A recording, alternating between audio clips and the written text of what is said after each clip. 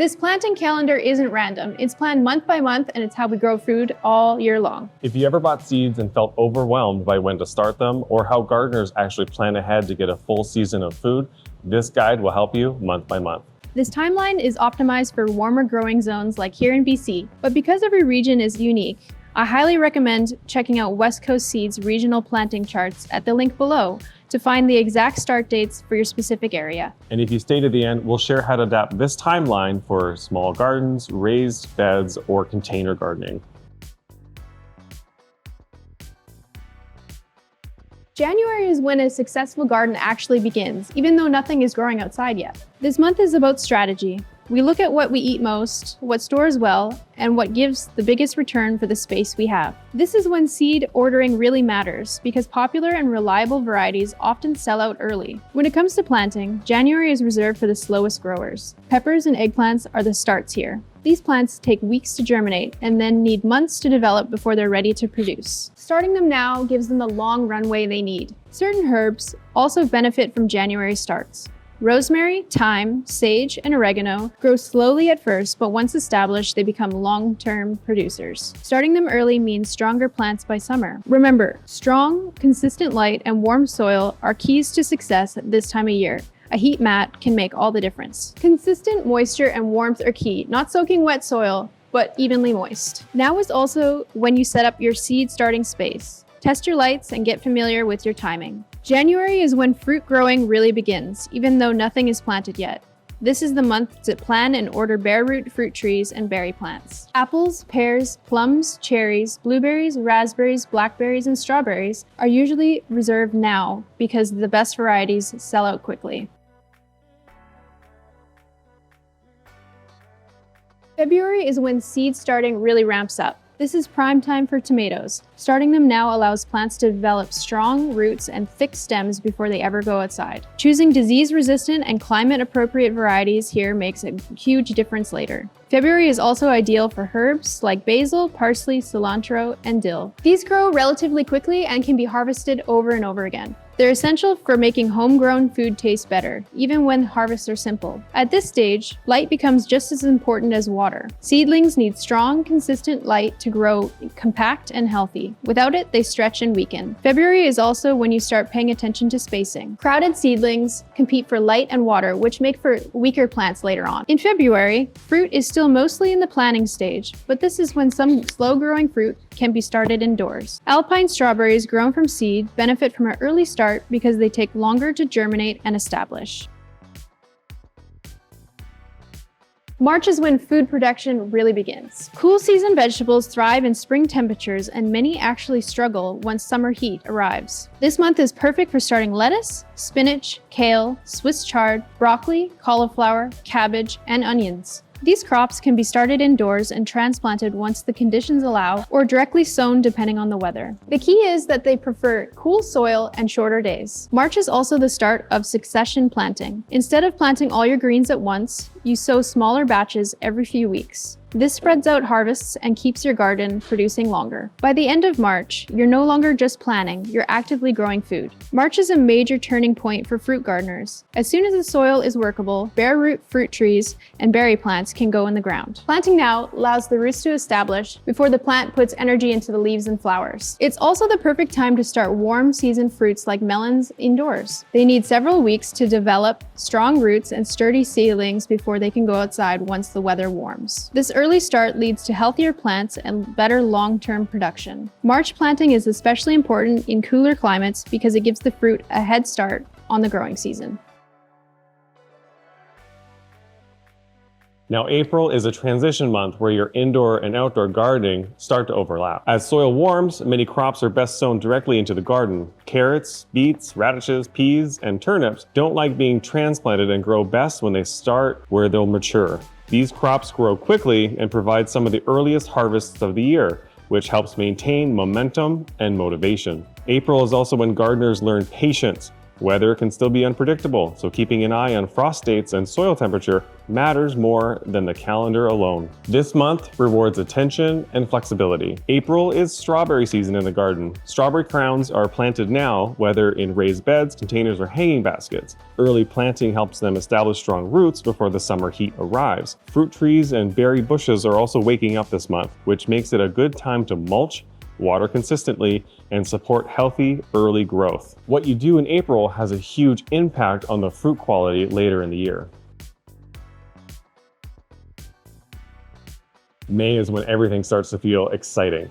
This is typically when warm season crops like tomatoes, peppers, cucumbers, squash, zucchini, and beans are planted outdoors. These plants are heavy lifters of the food garden and will produce steadily over the season. Spacing becomes critical now. Giving plants room to grow improves airflow, reduces disease, and increases yield. Support systems like cages and trellises should be installed early to avoid damaging roots and foliage later. In May, the risk of frost is mostly gone, so tender fruit plants can now go outside. This is when warm season fruits like melons, started earlier indoors, can be planted in the garden. Fruit plants love warmth, but they also need steady moisture and sunlight, especially in cooler regions. May is all about giving fruit the conditions it needs to grow strong and set future harvests. June is about balance. The garden is growing fast, but planning doesn't stop. This is when you sow additional rounds of greens, herbs, and quick crops to replace what's been harvested. June is also when storage crops really start developing. Squash, onions, and potatoes are growing steadily, setting the stage for fall and winter meals. Regular harvesting now encourages plants to keep producing, so the more that you harvest, the more the plant will give in the future. June is when fruits shift from growing to producing. Berry bushes begin flowering and setting fruit. Strawberries start ripening, and fruit trees develop small, immature fruit. This is a critical time for watering and feeding because stress can now reduce yields later. June is also when many gardeners realize how valuable fruit is because once it starts producing, it keeps giving with very little effort compared to annual crops. If you're following along for your seed order this year, we've made it really easy for you. You can visit us here at Wildwood Outdoor Living, where you can visit us online or in store for the largest seed selection in Canada, plus trays, soil, and heat pads, and everything you need to get your seed gardening going.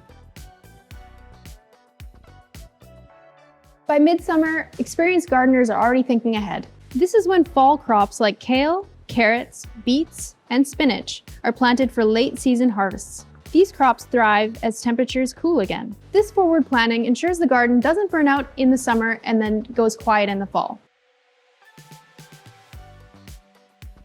While the garden is full and productive, this is when you start planting for fall and early winter eating. Greens like spinach, arugula, lettuce, and kale are seeded again now so that they can mature as temperatures cool. Carrots, beets, and radishes planted in August often develop better flavor because they grow more slowly in cooler conditions. This is also when you assess what worked earlier in the season and adjust. If something struggled in spring, August gives you a second chance to get it right. Fruit harvest continues through August. Late season berries and stone fruits are coming in, and fruit trees are putting energy into the next year's buds. Consistent watering through dry spells is critical now, because drought stress affects both current fruit and future harvests.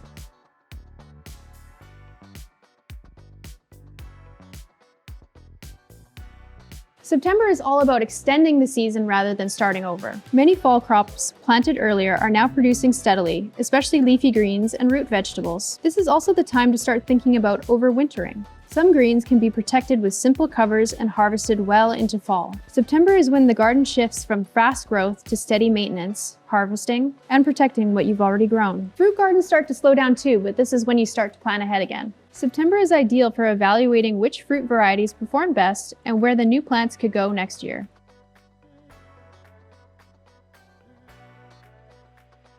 Final harvests come in.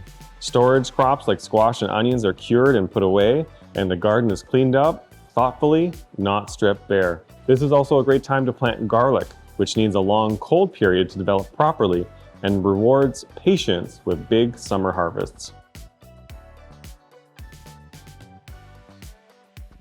By November, active planting slows down, but planning still marches on. This is when gardeners review notes, yields, and timing. What did you run out first, and what can you do better next year? December is reflection and reset. The garden may be quiet, but this is when next year's success is built. Seed catalogs, gardening maps, and timelines come together.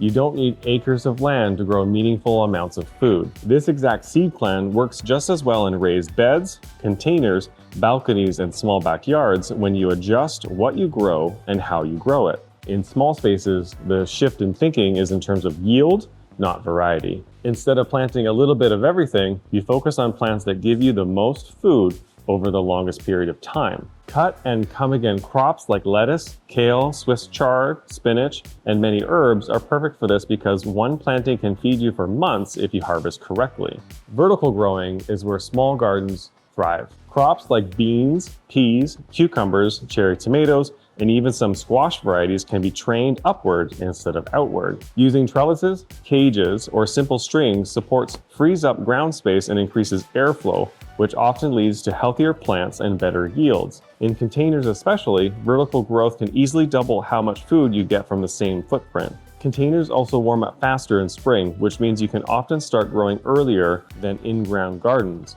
This is especially helpful for herbs, greens, and warm season crops that appreciate slightly warmer soil. In small spaces, succession planting becomes even more important.